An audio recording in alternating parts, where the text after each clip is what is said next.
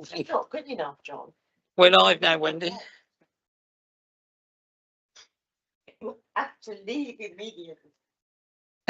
Thank you, and welcome to the meeting of the Lowestoft Town Council Climate and Ecological Emergency Committee today, which is November the 17th, 2025. Just a little bit of housekeeping before we start.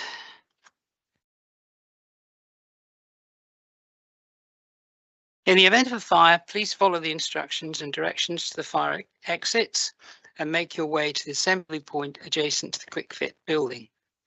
In the interests of openness and transparency, the law permits recording and photography to report on the proceedings of council meetings when they're open to the public. No flash photography or additional lighting should be used without prior consent. Anyone wishing to report on the meeting or anyone not wishing to be filmed or photographed should notify the clerk or the chair. The meeting will be live streamed on YouTube. Therefore, please remember to speak clearly and use your microphone, remembering to switch it off when you've finished. As the chair of the meeting, I have the discretion to suspend or terminate the live streaming if, in my opinion, continuing to do so would prejudice the proceedings of the meeting. Improper conduct or disruptive behaviour will not be tolerated. Please raise your hand to indicate you wish to speak and wait for me to call upon you. As chair of the meeting, I will determine the order in which members will be invited to speak. To ensure the efficiency of the meeting, no member may speak for more than 3 minutes on one item or more than once. Therefore, please make your points as concisely as possible. Please may I also remind you to be polite and respectful towards one another at all times. Please put your phones on silent mode and put your phones away for the duration of the meeting. And adhere to the non-smoking policy for this building and its grounds. Thank you for that. And just before we start, just to let you know who's here today, myself, Paul Page, and then I have, as I'll go around the room on my right, I have Sarah Foote, who's our town clerk, Wendy Brooks, John Pitts. Welcome back, John. Nice to see you. And I have John Ellaby, who's recently joined our committee.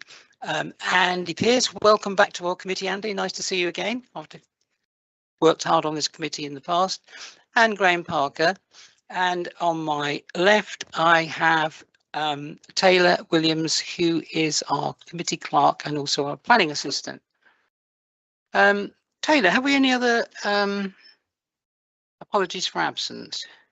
Yes, Chair. Apologies were received from councillors Colby, Murray and Ray with reasons provided. I believe Councillor Ray is attending the meeting via Teams. She is. Andy. Propose acceptance of apologies, son. Yep. Seconded by Graham.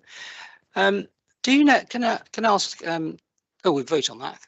We better vote first. That's everybody. Thank you. That's unanimous. Have we heard from Kathy? Because No, I've not heard anything from Kathy for this meeting. She's been away now a couple of times, and I'm wondering if she thought perhaps she had to re-register, or maybe, or no, she got all that sorted at the beginning of this civic year. Okay. She tendered apologies for the last meeting. Okay. I've not heard this meeting. Yeah. Okay. Thank you, Taylor.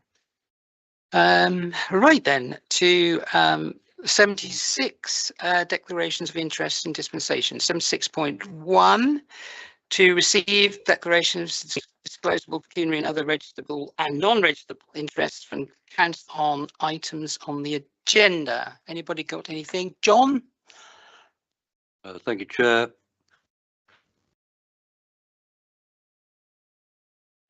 Getting free to probably. Thank you, John. And Graham? Yeah, I'd just like to declare that I have declared at the Transport Working Group that I'm actually also on the East Suffolk Council Working Group. That wasn't an issue when I declared a working group, so I hope it's not today as well. Thank you, Graham. Oh, thank you. Anybody else? 76.2 to consider written requests for dispensations. Have you got any of those? None received. Thank you. 7, consider the draft minutes of the meeting on October the 20th, 25. Wendy, Suppose we approve. thank you. Anyone else like to second that? If you've read them, I don't suppose the other members would have. Okay, seconded by John. A vote on that then, please. That's 3 and 2 abstentions. Is that right? Just abstaining because I wasn't a member of the committee at that time. That's what I thought. Yeah, thank you.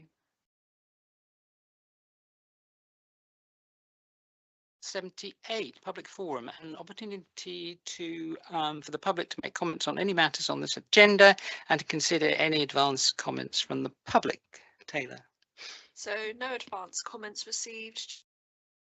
Chair via Teams, so if she wanted to make any comments on the matter of this meeting, this would be the time for her to do so.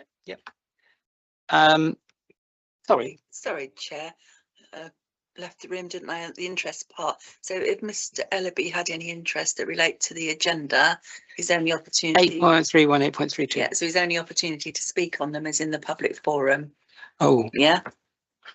so for 8.31 and 8.32, John, you wouldn't be able to be in the room. So if you wanted to speak now about those things, you could in the public forum.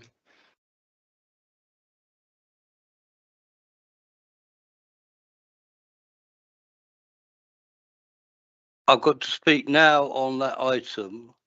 Yes, you can. I'm just trying to clarify in my head the procedure, Yeah. Chair. I can't speak at the point of the item and then leave. Or do I No. speak now and then everybody forgets it and then, sorry, No, we won't forget it, John. okay, We won't forget it. all right. Well, So Go back, should- the sheet's with you, I think. If you go back, you're looking across the line that starts other registrable interests. And that will be yeah, on the I understand item. my interest. I'm sorry, I'm obviously very new to the actual procedures, although they have been explained to me in some detail. I still find the actual procedures difficult to comprehend. So baffling would be the good word. But I'm quite happy to speak at any point, obviously. And in fact, I want to speak because otherwise there will be nobody to speak to it, Okay. which to me would make a bit of a mockery of putting it on the agenda. Right. Well, the public forum is now.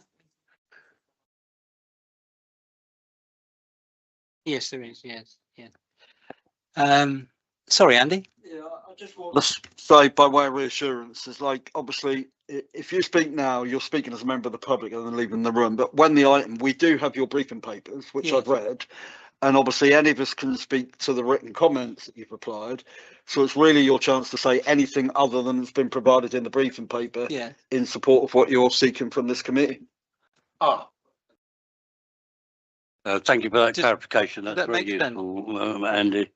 Okay, well, the only thing I'd like to say then, beyond the briefing paper, is in which I suggest I was looking for a wider or larger or longer scheme, which had some proper footing within the community.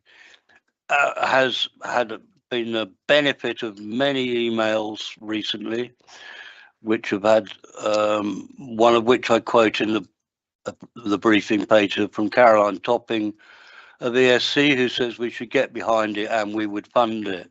However, there's absolutely no evidence at the moment as to how they might fund it or what they would fund. But the commitment to the scheme is there. And I'd just like to also reiterate two things. One is this scheme gets huge amount of public engagement.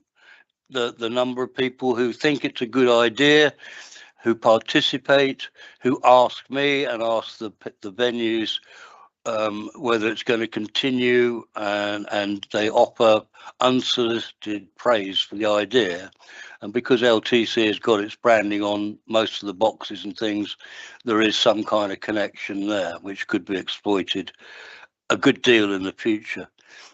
This is a major national problem, and one which we are not going to solve here. but it is one we could use, the community could use to flag up as a problem and try to nudge those with authority into taking more robust action. So I'd commend you to accept everything I've said in my report, and I'm quite happy to answer any questions. Thank you, John. Wendy? A point of clarification, because actually this has been to Finance and Governance, and Finance and Governance agreed the grant. It's here to see if Climate Emergency is willing for this to come out of their budget. I think I've understood that correctly. There's two items, Wendy. Well, That- there's another, right, there's more. That's 83.1. There's two. Yeah, that's 83.1. The grant has been approved. And it's here to see whether Climate will fund it directly from its budget. Otherwise, it comes out the grants budget. Yes. 83.2 is for the wider successor scheme, where and there's a briefing paper on that. Thank you, Andy. Right. Does that clarify it for you, Wendy? Well, sort of, yes. Yeah, I'd like to reiterate as well, John, that we have all read the briefing paper, and you know, it won't be forgotten what you said. So, and there will be a debate about what you're suggesting when you leave the room. Thank you. If there's anything else we'd like to say on that, did Debbie want to come on, or as member of the public? Can you hear me? Yes, we can. Yes, loud and clear. No, I will just listen to this meeting because I have a few points to make, but it's very difficult to make various agenda points in 3 minutes at the beginning. So I think I'll just listen, and that's all I can do, really. And Thank also you. my signal might not be brilliant. Thanks. Thank you, Debbie. Thank you. Right, that takes us on nicely then to 79, Finance and Budget. 79.1, to monitor expenditure by this committee from the Climate Emergency Budget under delegated authority. Taylor. James submitted the budget documents, so if there were any queries or points that the committee wants to raise, obviously with the budget preparation work underway by the Budget and Loan Subcommittee, all budgets are being actively monitored and considered at this time. Okay. Any questions, anybody? No, everything's fine. Thank you. 79.2, to consider recommendations for the 2006-2007 climate emergency budgets. Andy. Not so much recommendations, but just to note one thing that's already been approved by full council, so it's more of a direction from above than that, is the direct funding of the energy efficiency measures for the town hall to the tune of 90,000 over 2 years. So the first half of that is already in this year's budget. So unless work starts on that before the end of the financial year, that'll be carried forward. And the second amount is due to go in to the 26-27 climate budget. The other one will be any recommendations that come out of 83.2, if there are any, whether they'll need to be fed in. Yeah. But those two things are already in there, and the any recommendations which will have to be a separate standalone discussion is if anybody wants to expand the bulky waste, like capacity of the bulky waste recycling item, like more collections or anything like that, that really needs to be decided before the end of this calendar year. So there would still be time in the December meeting, but if anything like that is going to be proposed, it really needs to be done before January so that it can be reflected in the budget. Thank you, Andy. Thank you. Wendy? My understanding was we'd already agreed to increase the bulky waste by an additional third. That was approved, I think, by full council. So are you saying that we might want even more? No, sorry, Wendy, I didn't realise that there had been a definite decision on increasing capacity by full council. I know it had been talked about. It's certainly been to this committee. Yeah, I realised that. We talked about that. It should have gone to full. Well, maybe it's gone to November. I don't know. I don't remember it being at October full council, was it? I don't remember a resolution. Taylor. as an action to budget and loan with that recommendation. Yeah. Okay. So That needs to go to full council then to be approved, so that then there's a definite instruction to factor that in the budget. thank you. I'm getting really confused about why it's not been to full council already, because obviously it was approved by this committee that they were willing to fund an extra third. I thought we had that, and the idea was that then it would go straight away to full council to have approval. So there's no point it being in budget and loan if full council hasn't approved it. But I thought the idea was that I would just have this feeling that it hasn't. Why did it miss out? It shouldn't have missed out, because that meeting was held before the last climate emergency meetings happened, way before with plenty of time for that resolution to go to full council. Okay. And I don't know why it's been missed. What do you know, Andy? Well, I don't know. The last climate meeting was, that says a bit. A month ago. The last climate meeting was on the 20th of October. Is it possible that the full council agenda had already gone out by that date? Is it not? Well, either way, I don't remember it being on October full council. So the obvious solution is just to send it to November full council, but it needs a full council resolution to approve that, and then budget and loan can factor the increased costs into the budget. Okay, thank you. Okay, Wendy. As long as it Gets done. Yeah. Thank you. So 80, to consider whether the town council should form a policy position on fireworks and make a recommendation to full council.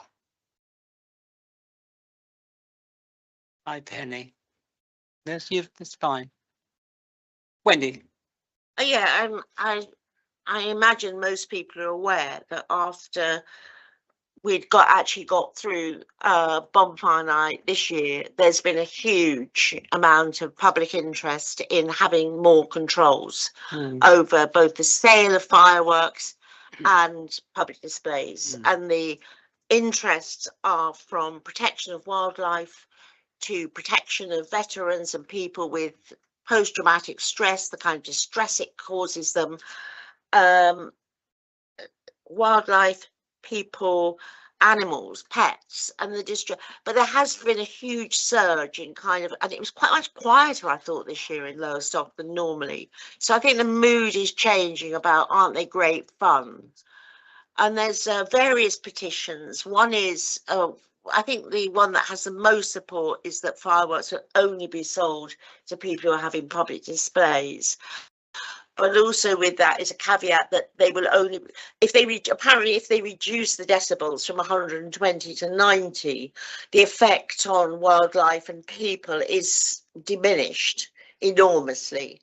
So part of the petition is also to reduce the volume that they go off at.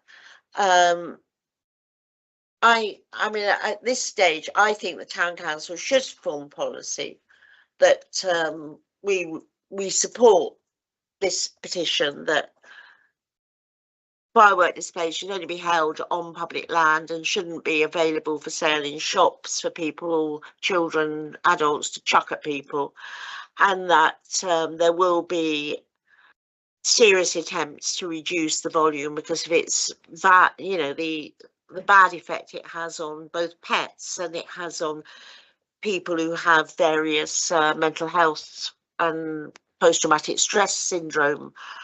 So I'm not sure how we want to word it, but I do feel we should get behind this. I think it's got, they've got well over the number they need for government to discuss it. Government will discuss it. My understanding was it was close to 1 million. This is a matter of serious concern, apart from, the litter left behind by them, which is obviously not good for the environment or wildlife. But the movements in the country seems to be, let's get a handle of this now, let's control it a bit. And the people who've always been very loud and very vocal about it's just a bit of good fun, have actually, it sounds like the people who actually say, well, actually for me or my pets or, my elderly neighbour, it isn't good fun. And we have to start taking those people into count. I think. Thank you, Andy. Yeah, wouldn't disagree with any of that. Andy?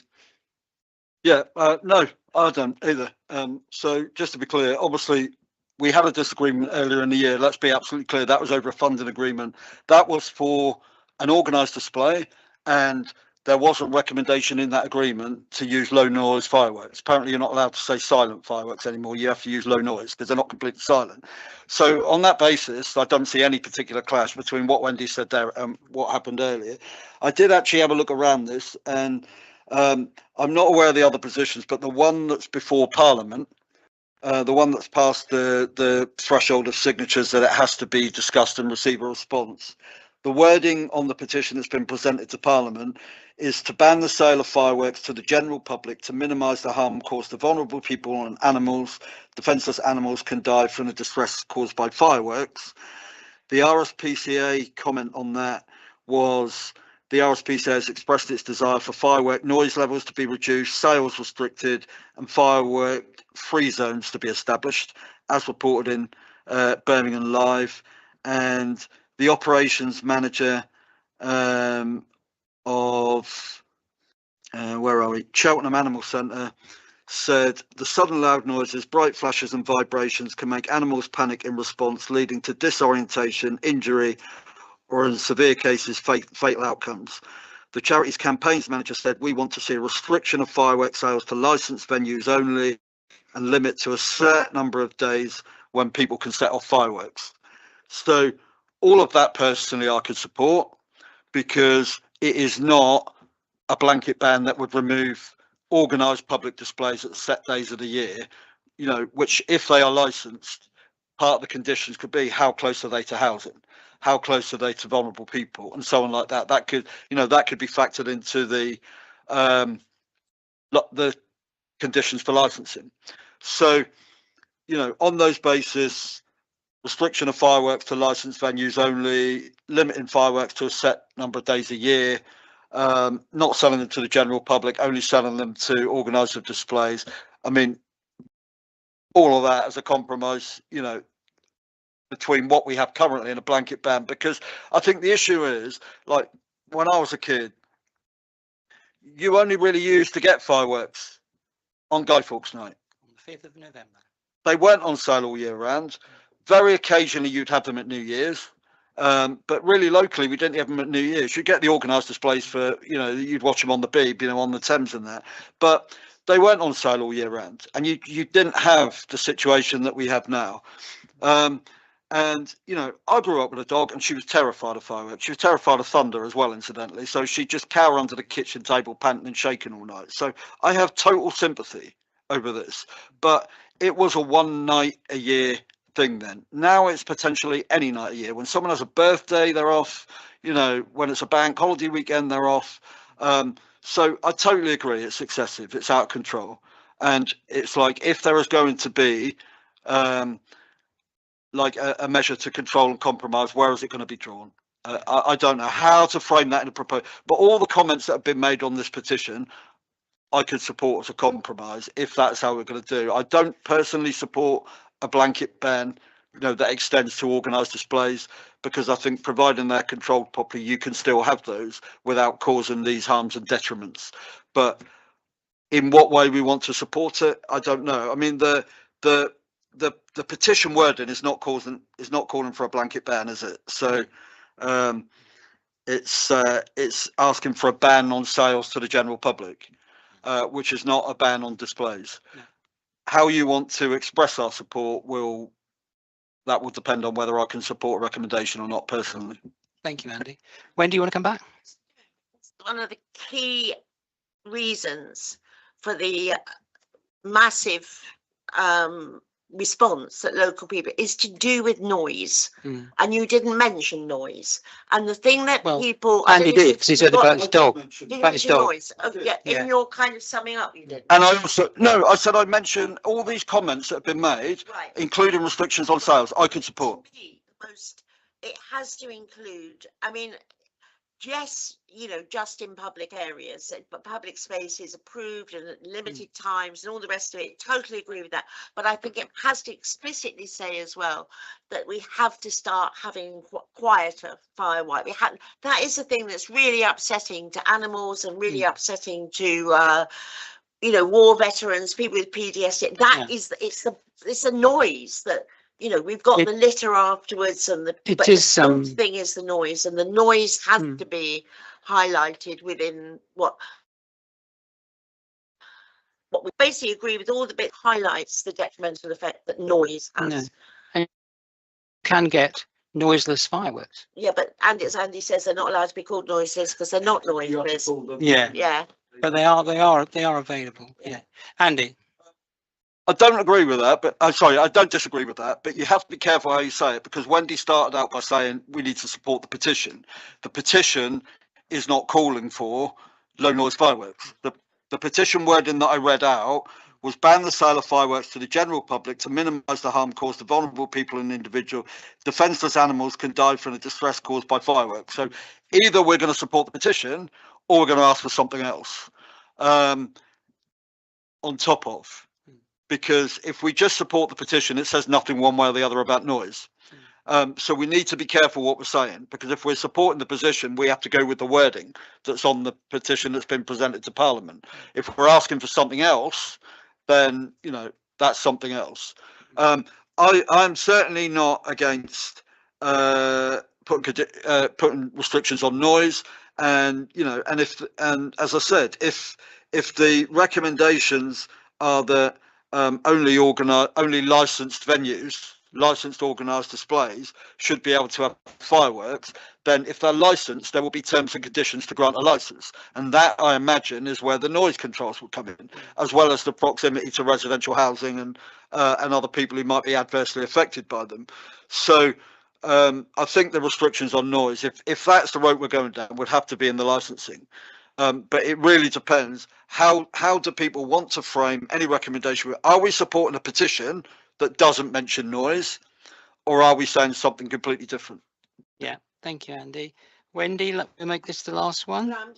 I'm going to really confuse things. Oh, sorry, John. Sorry. Yeah, finish off what you're going to say, Wendy. Well, I'm going to confuse things, because one of the big changes that's happened in my lifetime is the movement from private firework displays, where you had them at home with your mum and your dad and your brothers and your sisters, and you had some sparklers and Catherine wheels. There weren't any enormous bangs. In fact, the biggest bang was the banger, which is a small one, which is nothing like the public display bangs. No. And when my son was little, he hated fireworks because of the noise. And the problem with, as I see it, is that by going down the route of only supporting public displays, is that the one, I'm in two minds about this. The public displays are the ones where the problem started, because it used to be on bonfire night, you would have, you know, back garden, if you had a back garden out in your courtyard, if you lived in a block of flats, few sparklers, few this, few that. It then moved in safety terms to the big public display, where you got the massive bangs, and it started spreading out in more and more days. So I think we need to get a hold of it, and I think the noise factor is, for me, the most important thing. And I think we don't need to bother about the petition in a way, because the petition's got more than enough signatures. But I think there's a statement that we support what the RSPCA is saying about distress to animals and people, as well as, I'm less bothered about, I actually don't like big public displays of fireworks. I actually think they are problematic in their own right. And so I don't know. I don't know. I mean, we can't obviously stop the big public displays, because, you know, London and New Year's Eve, they're kind of bashing and banging away all over the place. And it's a problem. But I don't really want to say, as a town council, we think public displays are marvellous, because I don't think they are. I don't know. No, I don't know. But I think we need to have a position on the use of fireworks and what that position might be. I haven't got a clue now. I have realised I really You don't dug know. yourself in a hole. But it's the I think- noise that gets me. So Yes. maybe if we said we fully support a reduction in the noise and alternatives to fireworks like laser shows or whatever, it's, I don't know. I think I'll come my- to you in a minute, John. I am thinking about you, John. I think noise is a very big factor in it, and I think it should be. I've underlined noise, and yes, you're right. We all have. I've got memories of having those bonfire parties with my family in the bygone past, and it was a different thing altogether. And with my own children growing up. But I think it's more now, and I think why it's come to us as a climate and ecological emergency committee, because we are responsible for our ecological viewpoints, protecting our town, what's best for our town. So for Lowestoft Town Council, do we really want to be advocating fireworks? Do we really want to be advocating the fact that there's a lot of debris from fireworks? Let's think about that. The metal and the wood that's left behind, which is dangerous for animals, and it lays on in the ground for a very long time. All the chemicals, the pollution, the carbon monoxide, the metals, all those things, they get into the water bodies and they affect wildlife. So it's that sort of thing that this committee, I think, should be addressing and thinking about, and regarding fireworks. John. Thank you, Chair. Yeah, it was really, you partially answered it in your statement, but I just wondered actually what policy position actually meant and how that would be enforced. Mm-hmm. Andy? We can't make a policy position binding on a third party. It can only be what the town council will allow on its land or what it will support. Yeah. You know, and that would have to be how it's framed. I mean, the only other thing I want to say there is I kind of agree with Wendy, but not entirely, that I don't actually think the movement from households to public displays was the cause of the problem. I think the cause of the problem was allowing it all year round. That is the escalation, allowing it all year round, plus the fact that manufacturers have been allowed, you know, the bigger bangs, the massive fireworks, that has been allowed. There is no restriction on the capacity of fireworks to make bigger flashes, bigger noises that weren't around there. I think, you know, and I think it's the allowing of it all year round, that people can just set it off in their back garden, you know, every time there's a birthday weekend or something like that. That makes just as much noise to someone with an animal next door as a public display, you know, because you're setting it off right in the middle of a residential estate. Yeah. I think, you know, I'll say again, the lady from the animal centre, their feeling was that they want to see restriction of fireworks sales to licensed venues only and limit to a set number of days when people can let off fireworks, because, you know, if it was licensed venues only, then in those licensing conditions you can control those things. So I kind of think that if we were going to have a policy position, it needs to pull the RSPCA and the Cheltenham Animal Centre things together. I certainly couldn't support a ban on public displays, because I think if they're responsibly organised and if all these things apply, that they're only a set number of days a year, and the control says, you know, not within so many metres of houses, and you use low noise fireworks and so on like that, then all those controls can be reflected in the licensing conditions, which they can't for someone who's just allowed to set them off in their back garden. But the petition wording is to ban sales to the general public.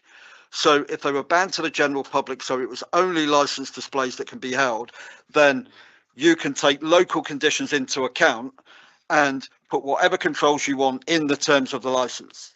You can't do that if you have general displays to the public and they can just let them off in their back garden any time of the year. So Thank you. Wendy, can we make this the last point? John's point, because I think John actually raised a very important point, which is we're looking at our policy, the town council policy. I can't imagine us ever having a firework display in Normanston Park or Sparrow's Nest or on Nest Point. Like, we don't do it. So I think we need to be clear that as a town council, we do not promote firework displays. We do not encourage firework displays. We are not in the business of banning firework displays. That is not our remit. No. However, as a town council, we can have a policy that states quite clearly that we will not allow firework displays on our land because of damage done to All the things we mentioned. all the things that have been mentioned. Yeah. And I think that's the kind of policy we can have without pretending that we're going to stop everybody going into a shop and buying fireworks, or we're going to ban, because that isn't within our power, our remit. But I think we have a policy on our own land, as we've never done it anyway, to say, you know, and I don't think that's an accident. No. You know, we do not encourage or promote. That's my position. Andy. That's what I think. Yeah, Take this so last this one. conversation started out as we should support a petition. That's how we got into debating the petition. That is what the conversation started. There are petitions, including one to Parliament, and it started out by talking about us supporting a position. Now we've got to the stage of let's ignore the petition, let's ignore any attempt to address the general thing, and let's just get back to what we support. Well, we're then back to let's not promote, let's not give grants to. We're back to where we were in April. If that was our position, we should have just started out with that position and avoided all the merry-go-round about making a statement in support of a petition. The thing is, so we're back to the same argument I made in April, is that actually I don't personally believe in blanket bans, because I think we should be able to take local conditions into account, local terms and conditions, and treat each case on its merits, because the proximity of housing and so on like that, and as in the one in April, the grant was for 3 organised displays in a tourist area. So you then had tourism and public amenity arguments. And our climate emergency declaration does not operate as a veto over anything else. It requires us to take into account climate considerations and to weigh them in the mix, so that in our decision making we can evidence that we've taken them into account. If the decision comes down to the fact that, you know, something like job creation, business, you know, business encouragement, tourism, public amenity becomes the deciding factor on an individual application, and that needs to be minuted. There is not an overriding veto that says where you've got climate, job creation, public amenity things all being weighed in the mix, the climate one always has to take precedence.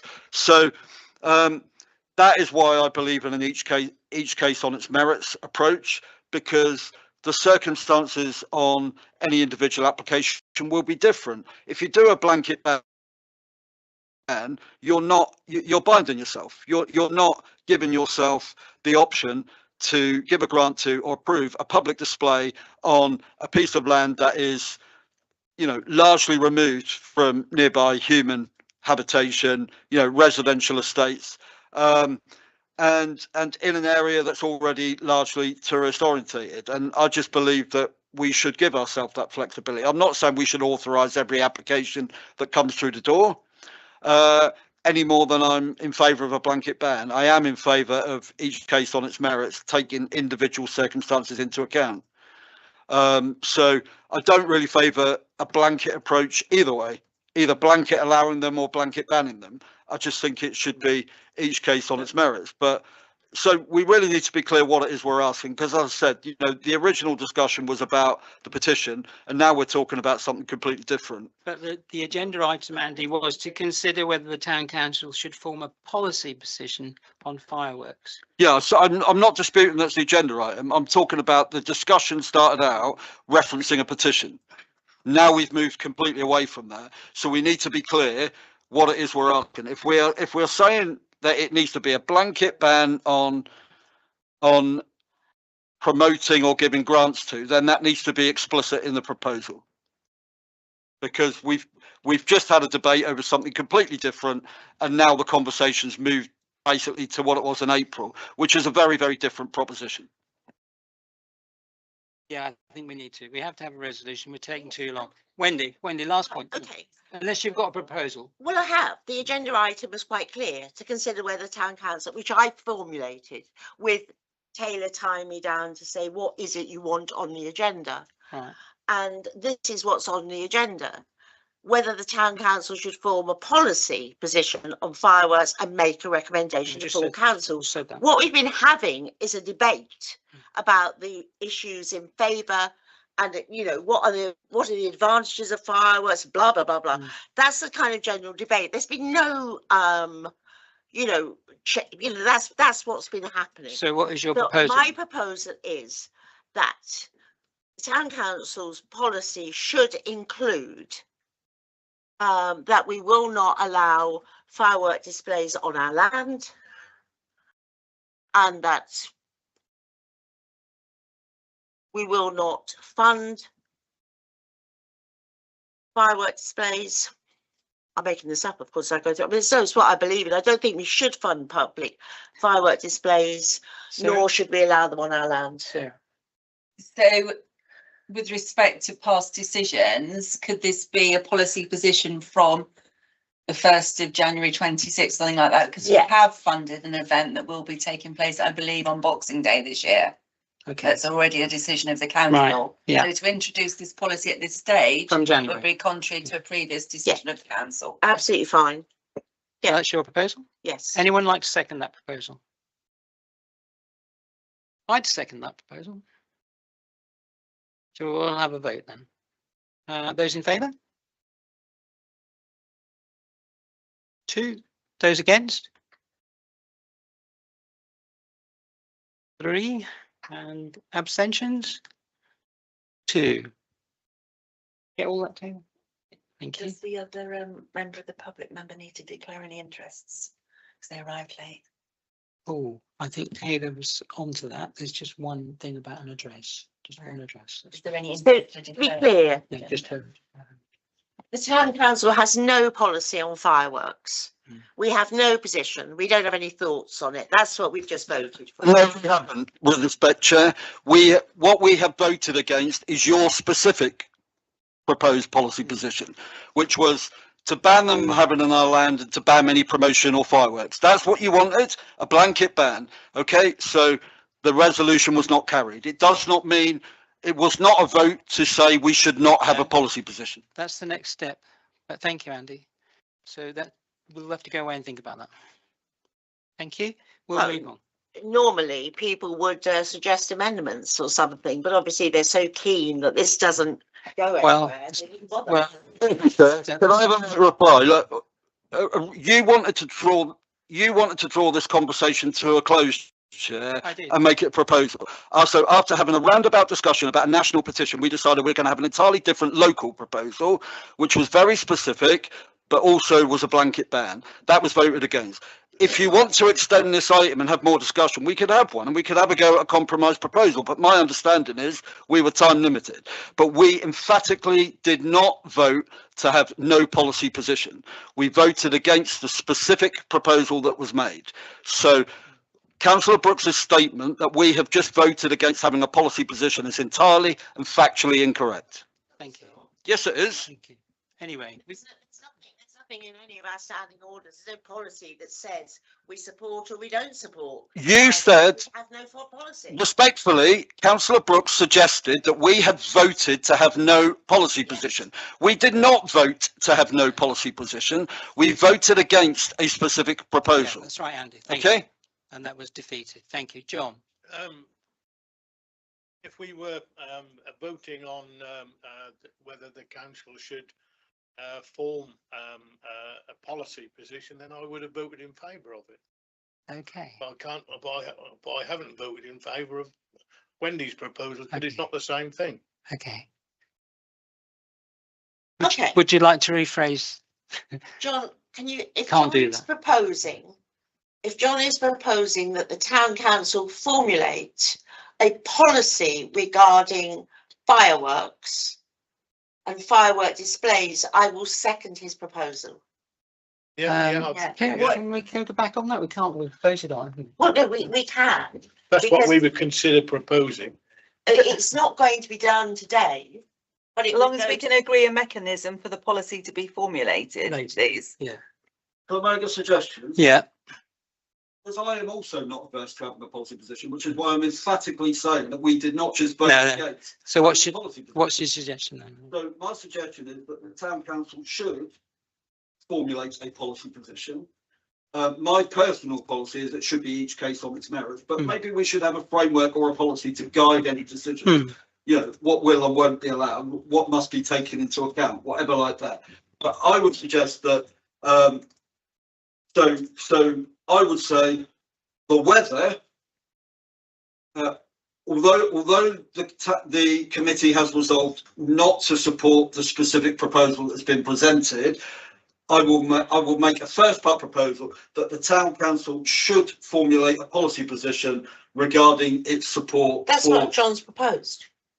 Has he proposed it? Yes. Or did he say we should have a right? He did propose it, yeah. Yeah, and I've seconded it. Okay, but that doesn't say how it's going to work, does it? No, how is, well, first of all, we have to see So- if there's so- agreement. Okay, so because I certainly support that. So we've got another vote on then, please. Yeah. Those in favour of John's proposal? That's unanimous, that's everybody, thank you. But it still doesn't tell me what it's going to be, does it? No. Well, I would suggest we have Right. a brief, we have a short, anybody who's interested, we have a working group. And we meet once and we knock a few ideas around and bring it back to the next climate emergency meeting or send it to standing orders. No, it doesn't need to go to standing orders, does No. it? Until the policy position. Okay. Standing orders will need to draft the policy, but the terms of the policy ultimately need to be agreed by full council. And it needs to come from here, if it's coming here. Once full council has agreed what the basis of the policy should be, standing orders can draw it up. So standing orders doesn't formulate policy, it just makes sure that policy documents reflect current decisions. Right, are Okay. you saying that there's no point us even writing a policy until full council has said we can write a policy? No, Wendy, I'm Right, not. okay. Okay. Okay. What I'm saying is that standing orders does not make policy. Okay. Standing orders make sure that the policy documents and the procedures reflect council decision making. So what is the point of sending it to standing orders when the initiative for this has been driven by climate?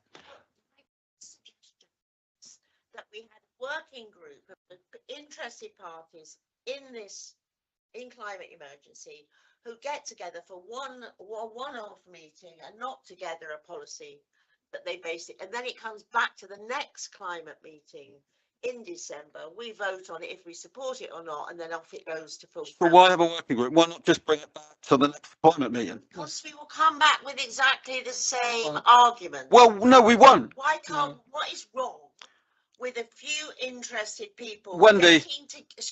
Yeah. getting together to draft something that looks like a policy before the next meeting? Right.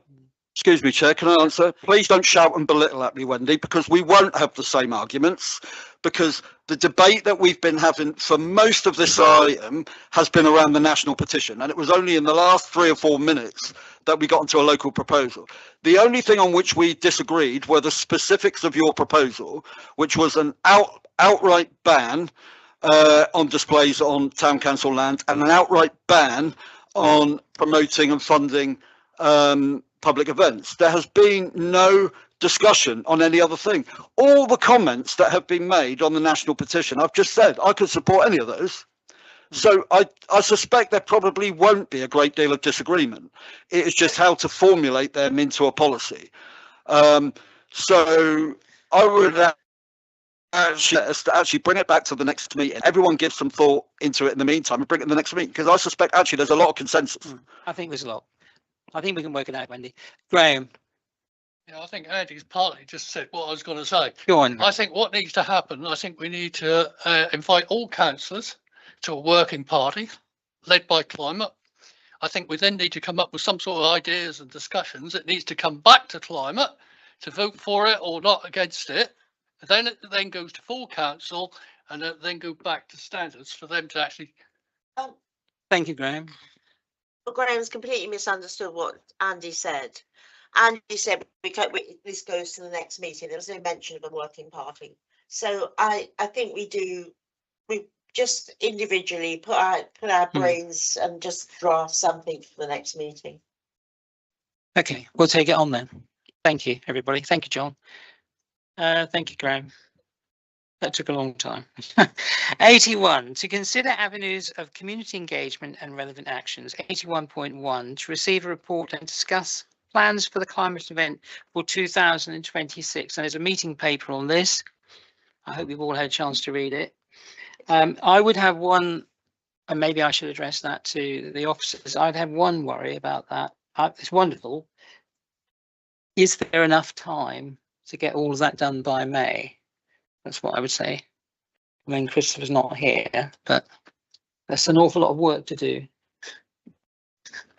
As he advised, caution with the timeline. He's normally quite honest in his approach. So he's recommending the date in May. I just worry for him, really. And is, you know, we don't want to go, you know, like we said, John said last time.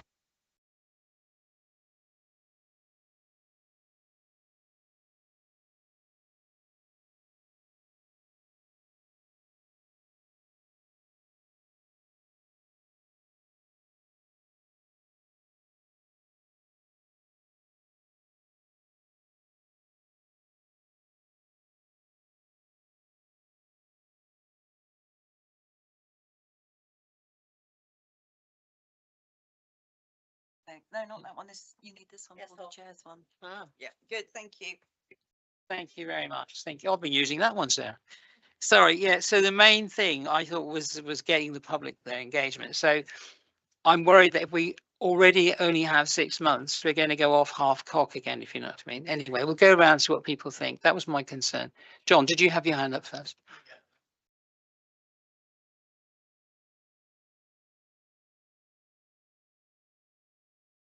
Oh, bless.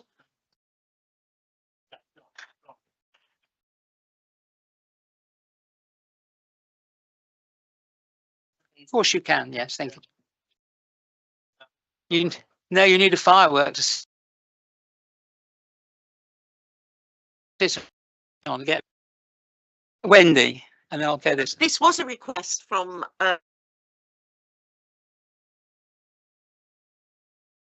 going on.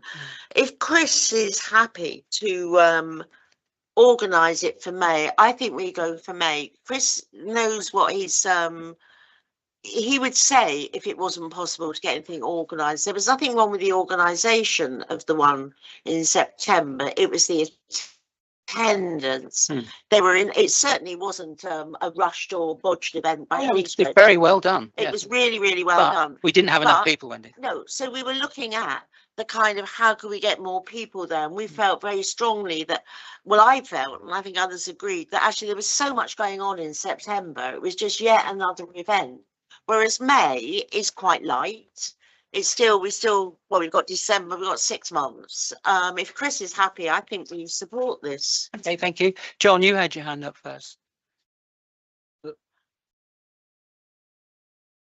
John? Okay, sorry, he's still got his hand up. I guess I ought to, I should perhaps have offered an interest in this because Use Your Voice is planning on doing something, but in September, but it will be a fairly large cross-Lowestoft event along similar but not quite the same lines. So in a sense, this ratifies Wendy's point because we decided to do it in September to give us sufficient time. Press again, you're on now.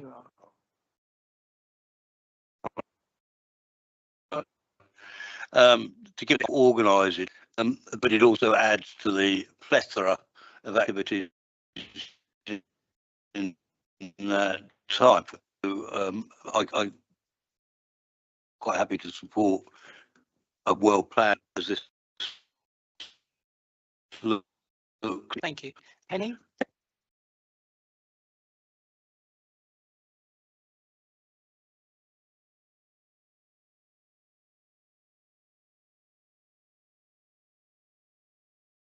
The organisation behind it all, absolutely on That's basically what you need.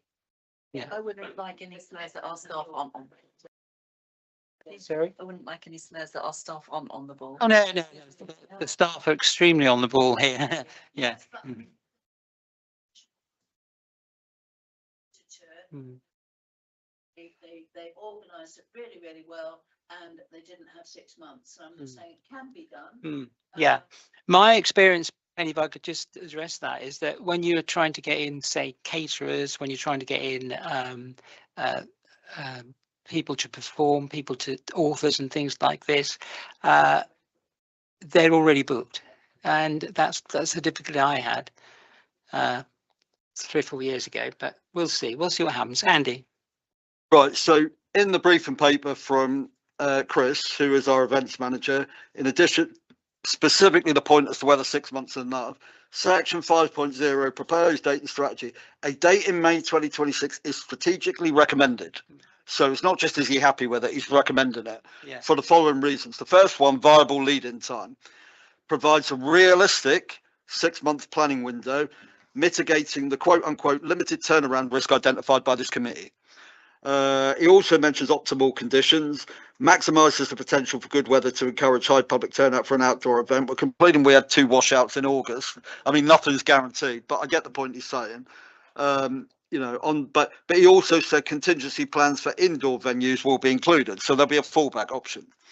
Also, alignment with the environmental calendar. There's several environmental awareness days in May, which can be leveraged for thematic content and marketing. And the delivery model, the event can be managed by the council's events team or procured through an experienced external events manager in line with local government procurement rules. So I would say, on the basis that, you know, our events manager, who isn't here, has actually proposed this date with 4 rationale to underpin that date, I would propose that we accept his recommendation and this briefing paper. You've got a proposal. Who'd second that, please? John? I will vote in a moment. Just on a point, as I said, Use Your Voice is planning a fairly big activity. Is it reasonable for me to suggest that we talk directly to Chris initially on our thoughts, because there could be some meshing of plans and ideas and so on, 100%. without it upsetting the Climate and Ecology Committee or going behind their backs? It would just be a quicker way to do it than to bring it here. Go through Chris. Chris will be very welcoming of any support he gets like that. Yeah, well, in my experience. I think, isn't Debbie quite involved with the organisation as well? Yeah. So we do have other representatives there as well. So, well, I'm chair of that group, Chair, so that is why I bring it to your attention. Oh, okay. Wendy, I know you've been waiting. Well, yes, I mean, there's absolutely no reason why another group can't support the town council. No, absolutely no reason at all. However, I'm a bit concerned that John is speaking here as a member of Use It All and use your voice. Use your voice. Sorry, Use It All, use your voice. And he's also commenting on when we should have our event. I think there was a proposal, which is that we move our event at Chris's suggestion to May. But I think that John has seconded. So can we have a vote on that, please? So sure. We know what we're doing. Yeah, sure. That was what I said. So were you seconding that, John? Yeah. We'll have a vote then. All in favour? That's unanimous. That's everybody. Thank you. And thank you. Can you send thanks on for Christopher for doing that for us, please? Thank you. Right. 81.2, which is to review the Litterpick held Owls request on the 29th of October 25 and consider future dates for Litterpicks. Can I just say, I'm really sorry that I couldn't make it myself, and I would have been there had I not been being looked after by physio. But I did get feedback from Debbie to say it was a very successful event. and a lot of tidying was done, a lot of cleaning was done, but only 4 people turned up. And there was a problem with local engagement. I think one of the problems that Debbie saw was, Wendy, that because of the terrain was quite difficult, it would be difficult to get families involved with that terrain. And I think perhaps the next time we look at, did you? The litter pick should be, yeah. Clarification. The event was never one where we wanted the members of the public to join in because of the terrain. No, I'm talking about future. Yeah. Well, Arnold's Bequest is not a suitable place because of the hills and it's quite steep. So you have to be very, very careful. There were 3 of us actually that were there. There was myself, Deborah and Deborah's partner, and then Johnny and a couple of other ground maintenance people turned up who we expected. We expected to be a joint event. And we did do an awful lot of cleaning of Arnold's Bequest. So it was very satisfying and very, very good. The amount of litter in the car park was quite horrifying. At the back of the car park, that's really shocking. How much I think Johnny was going to turn up with a truck to try and move some of it away. And then there is also an issue with rubbish at the top of by the Yarmouth Road, that rubbish kind of blowing in there, and all. However, we broke, Paul broke a few rules to kind of make sure that that was collected. But it was well worthwhile. It really was. It was just, you know, it was one of those things where fellow councillors obviously had other things to do and couldn't really make it, which is a shame. But it was a very enjoyable and satisfying event. To consider future dates for. Well, we were going to do one around, my understanding was that we'd agreed that we would do one around about the Norwich Road or Roman Hill area, because we've done North Lowestoft. We've done near Park Road and St Margaret's Road, but we'd actually thought that maybe we should also now look towards around the area around Norwich Road. But we haven't fixed a date, no. Okay. But it won't be till the new year, I don't think. Okay. Anybody else? Anything to say about that? Okay, we'll put it on for a future meeting, New Year. Thank you. 82, to consider the following in relation to public transport and alternative methods of travel. So receive the notes of the public transport working group meeting on the 3rd of November. We've had those. Any comment on those? Anybody? No. 82.2, recommendation from the public transport working group to fund the production of leaflets to promote the new 107 bus service in Gunton. Wendy. Yes, this came out of the last group that unfortunately the kind of level of what we need to do is really promote the Gunton bus so that people use it. Apparently take up so far is pretty good, and according to the Suffolk County Council transport people, that I think he's Ian Rankin, I think he's Suffolk County Council, but he might be first, I think he's Suffolk County Council. They're very pleased with the take up so far. But we've said, as part of, because we're trying to get more money out of Suffolk County Council for extending our evening services, and part of our bid is that we will help publicise new bus routes. So we have agreed that we will, the Transport Working Group would like the Climate Emergency and the Ecological Committee to support the idea that we've got some information, we get the information together, we produce a leaflet that then the Transport Working Group and I think Gunton residents have been offered to help us, and maybe other people can help us, but basically leaflet the whole area in terms of the new bus, its times and why you should use it and all the rest of it. The problem is, although we'd like your approval for the money, it won't be very much. I mean, we're probably looking at like under 1,000 leaflets, so it won't be very much money. But one of the difficulties I'm finding at the moment is that I had some initial information from Esther about what the bus could do. That was then contradicted, and somebody else said, no, it's not that, it's this. So I'm still waiting for the final wording of actually what the bus does. Okay, There was an idea that it was a cross-town one, but it isn't. So basically, you want this group to approve the production of leaflets, which I imagine will be, I'd certainly no more than 200, maybe £150. okay, that's right. So Andy? Well, if we actually go to the minutes of the working group, it was 3,000 leaflets. No more than 3,000 leaflets is the figure that was mentioned in the working group, and they would be of A5 size. So in terms of a maximum budget, that's what we would need to be working to. I don't know what that would cost. So if it turns out ultimately we need less, that's absolutely fine. But I would suggest that in order to set a maximum budget, we set a budget that's based on the cost of producing 3,000 leaflets of A5 size. And then ultimately, if the need is less, the maximum budget will still cover that, and we've got an underspend. Because obviously the design issues, the content, what goes in there won't be any expenditure against that budget until the content of the leaflet is agreed. So I would propose, therefore, that we do agree to fund the production of a maximum of 3,000 leaflets of A5 size to support that public transport initiative from the climate budget, but subject to the fact, of course, that the final number of leaflets, which may be less, and the content of the leaflets is still to be agreed. Thank you. I'd second that. do you need a figure?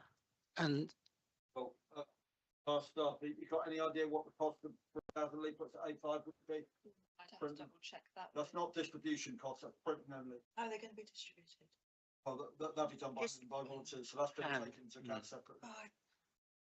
We're not talking postal costs. Not a fortune. 300, 250? Yeah, I was going to do it. yeah, If we said 300, Mm. let's be on the safe side, 300. yeah, I'll second that. Should we have a vote on that, everybody? That's unanimous. Thank you. All right with that, Mateo? Thank you. Okay, 83.1. John, I think you're going to. Chair, I have to recuse. Just on an item though, on that, the second part, can I come back in for that, if and how, to support the wider successor scheme? Because I know nothing about a wider successor scheme. It's your briefing paper. It's your paper. All right, but there isn't anything concrete in there. No, it's to consider your briefing paper. Okay. So you can't come back in if you use it. No. All right, okay, just the wording. Right. Yeah, thank you, John. So 83.1. Because this, consider the following items in relation to waste and pollution. 83.1, consider funding the grant for recycling the blister packs direct from the climate emergency budget. Okay, Andy. Well, the grant application has been approved Yes, by F&G. So basically the issue is it's been approved. It's asking climate whether it will consider, because it's a recycling initiative, funding it from the climate budget. Otherwise, it just comes out the grant budget. So one way or the other, it's being paid. It's just whether climate would agree to the budget allocation coming from the climate budget as it's a recycling initiative. And all I'd really want to say in support of that is that the comment was made in the meeting that actually we shouldn't be supporting initiatives like that because they effectively encourage the production of blister packs and so on like that. We should be dealing with the manufacturing process. And in the briefing paper, the aim of the initiative, both for this and for the other initiative, is quote unquote, the underlying aim, as it always has been, is not to provide a permanent localised scheme, but to highlight what is a national and international recycling failure of monumental proportions and provoke some large-scale action by manufacturers, governments and local authorities. That provokes some large-scale action is really where 83.2 comes in. Yeah.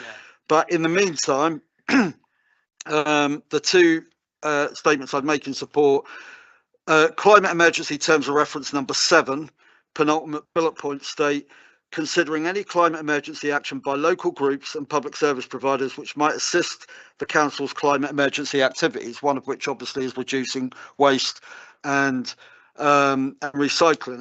And I've put 100,000 blister packs recycled by this organisation alone that might otherwise have gone to landfill or incineration speaks for itself. Yes, boots are in the Act too. Even if at the moment there's no liaison and cooperation between the two activities, that can only be a good thing. but we shouldn't just say, oh, Boots are doing it, community groups don't need to bother. It's two outfits both stepping up and contributing to the tackling of one huge problem. And the other statement of support is from the Town Council business plan, the public summary document that's on the website, which includes delivery of council aims and objectives, including climate related ones. Quote unquote, the plan includes the council's objectives and actions that will deliver either directly or by working with partners. Thank you, Andy. Wendy? Well, I'm not sure if we're talking about 183.1. No, Yes, we are. No, we're on 83.1. Okay, well then I don't know why we've gone into all that detail. Well, Excuse me. well, Andy, You've spoken can- quite enough. Can Wendy just say what she's Yeah. got to say? Right, okay. There are a number of things said in there which really aren't relevant to this item. This item is about if the climate emergency budget, we haven't had a figure, which I believe is 1,500. 1,500, is that how much was applied for? For That rings a the- bell. I believe so. Yeah. yes, and this is actually to pick up stuff that has not been as yet collected. There is piles of blister packs in Uncle Sid's and the Olive Centre. How sustainable this scheme is, I have question marks over, because anyway, that is another issue. Are we willing for the money to come from, as it's been approved by Finance and Governance, are we willing for the money to come from the climate emergency budget? I propose that we are. Yeah, I And do. that we allow finance, and the money comes from the climate emergency budget. But that is all that this item is about. Mhm. The second part of the item is where things will get interesting. So, could I reply on that, please, Chair? yeah. Yeah. So actually, the items I said were relevant to the discussion because they were explaining why this grant is relevant to the climate aims and objectives. Otherwise, I could have just taken a grant to any other local organisation and said, well, climate's got more money than that. Can you do it? No, it was relevant. It was demonstrating relevance to this committee's aims and objectives in support of the request. That was why I mentioned it. So I would respectfully ask other councillors to concentrate on making their case and not try and dismiss other councillors' contributions on grounds of relevance. Thank you. Thank you, Andy. Yeah, you're supporting it. So we have a proposal. Would anyone like to second that? I'll second Wendy's proposal. Thank you, Andy. We have a vote on that, please. That's everybody. Thank you very much. So that money is coming from our budget, which it should do because it's a recycling issue. 83.2 then, to consider if and how to support the wider successor scheme for recycling of blister packs, including financial support. This will also include consideration of whether this will be delivered directly or via community partner organisations. Right. I was first. You're always first. No, I'm not always first. Go on, I was this time. Go on. I'm not happy about the way this discussion is going, because one thing I am certainly in favour of is recycling. One thing I'm not in favour of is town councils supporting bad manufacturing and stuff that they should be looking at alternative materials. I'm concerned that although the statement from John Ellaby, who is the sole person in charge of this scheme, it seems, is that the idea is to put pressure on manufacturers to change their packaging. There is no evidence that this has happened. What I am very aware of is there are an enormous number of blister packs now in the basement of Uncle Sid's. And in many other places, Wendy, as well. And I've got some at home. I am really, I don't believe that, is this really the best use of our money in terms of recycling? Would we consider Tetra Packs? I know that Beccles Town Council got involved in the Tetra Pack. Another big issue, yeah. And they spent a lot of money, and then it became unsustainable and they withdrew from it. I think there is a big issue about, should we be doing the work that the manufacturers should be doing? We're not talking hundreds, we're talking thousands here. And I am not convinced that this is the best way to encourage recycling. Mm. I'm not convinced at all, because first of all, it's the cost.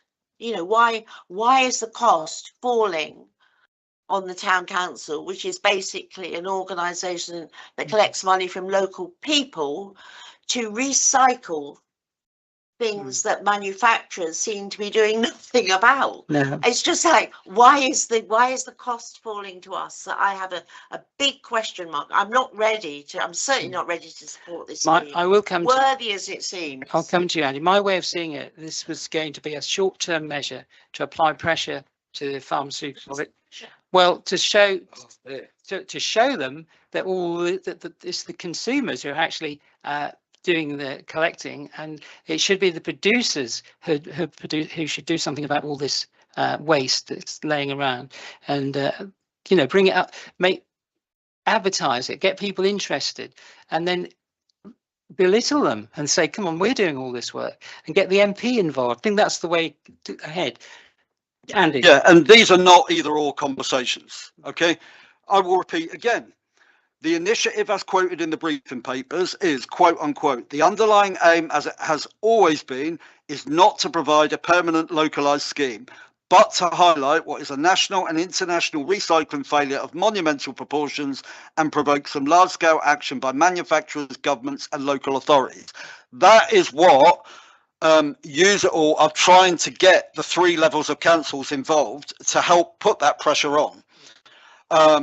You know, by getting them involved in the successor initiative, they want the 3 levels of local government to get involved in putting pressure on to actually reduce the need for this in the future. While we're on the subject of relevance, the thing about the accumulated blister packs was actually in relation to the previous item. So it was the previous grant that is intended to get rid of the backlog of accumulated items, not this successor scheme.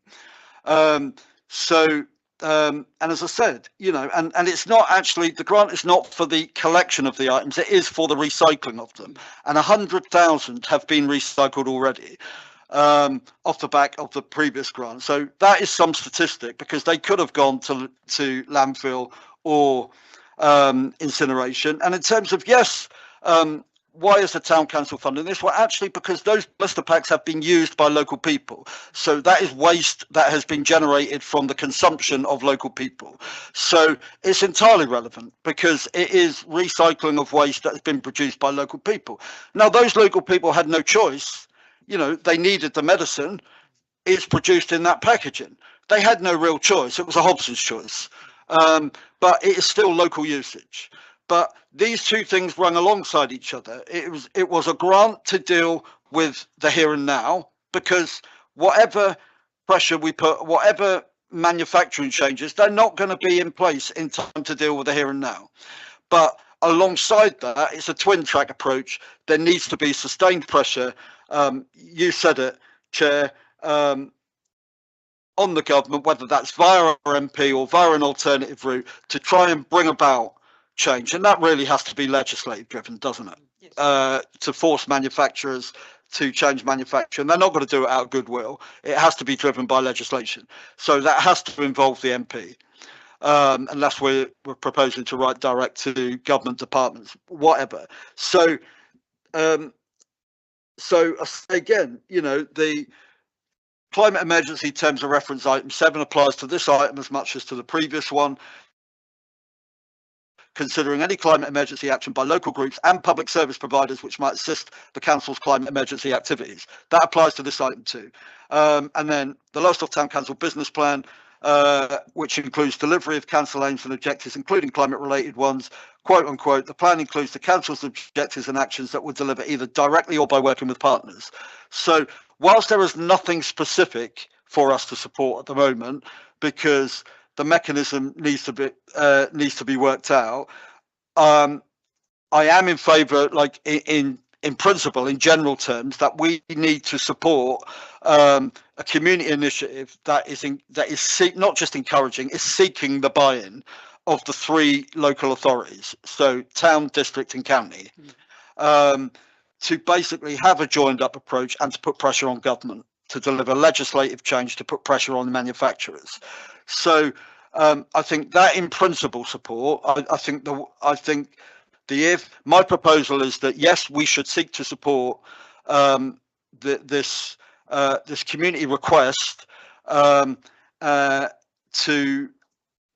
work with the municipal authorities and through our MP to try and bring about legislative change from government to put pressure on manufacturers to basically end this problem. So to make these items more readily recyclable, with the specifics to work out. So John's already trying to engage with district. He mentioned that Caroline Toppin had given an encouraging statement in response, but at the moment that hasn't been followed up with a firm offer of funding from district. But I suppose that we resolve on in principle support, but there's nothing specifically in terms of a budget or anything else to support because the flesh needs putting on the bones. Yep. But the request and the in principle offer of support, I propose that we give. Thank you for that proposal, Andy. Wendy.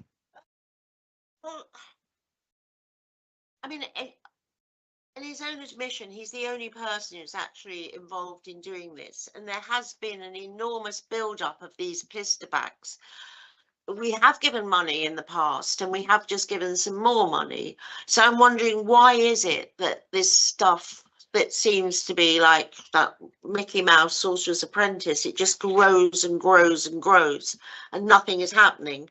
I'd be more interested in knowing East Suffolk Council and Suffolk County are very good at saying, "Oh yes, that's interesting.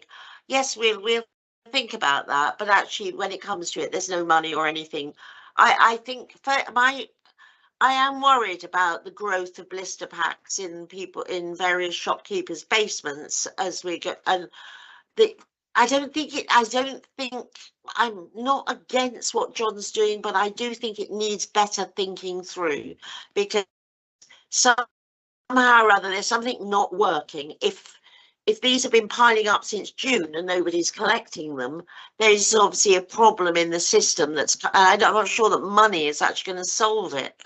I don't know. I mean, I just, as we're not required to give any money, then that's fine at the moment. In principle, yes, thank you. Yeah, so can I just make clear that nothing's happening? No. It's been said 100,000 blister packs have been recycled. The grant that's been given is not for collecting them, it's for recycling them. The reason they built up is because the previous grant has been spent.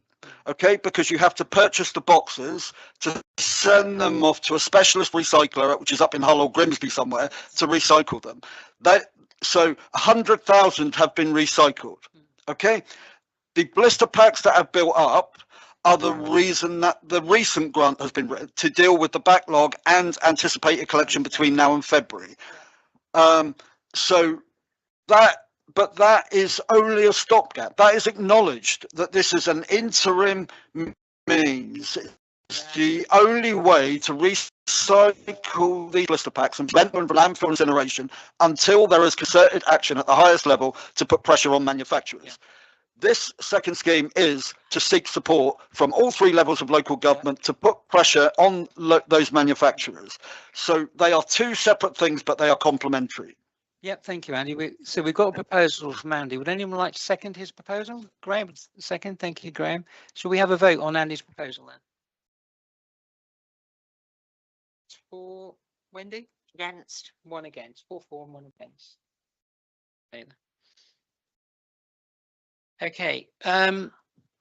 Who's best placed to get John back? Okay. Are you sure? Thank you, Sarah. Where is it? 80. I'll wait till he gets back. There's nothing to discuss here anyway. No, I know.